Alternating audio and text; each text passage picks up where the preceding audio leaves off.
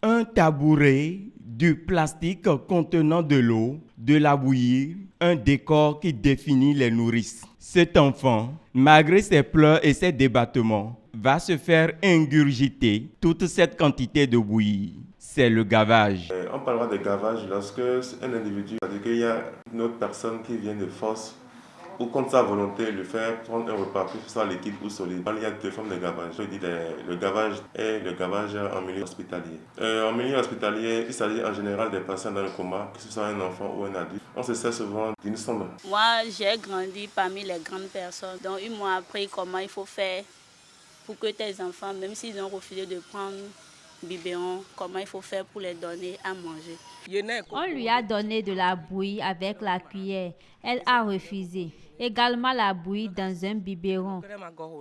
Le gavage, une pratique ancestrale transmise de génération en génération. Elle se révèle dangereuse au regard des cas de décès d'enfants enregistrés.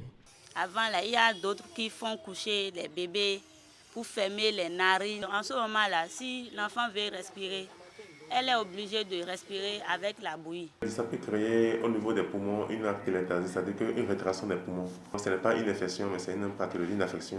Ou bien même au niveau des bronches, ça va créer des lésions qui vont faire que les bronches seront très excitées, donc vont beaucoup réagir. Et donc avec le temps, on a ce qu'on appelle des bronchopneumopathie obstructive. D'accord, comme on a souvent chez les fumeurs. Donc on aura ces enfants qui ont tout leur voie respiratoire qui est atteint. Et même ça peut être aussi une cause d'asthme.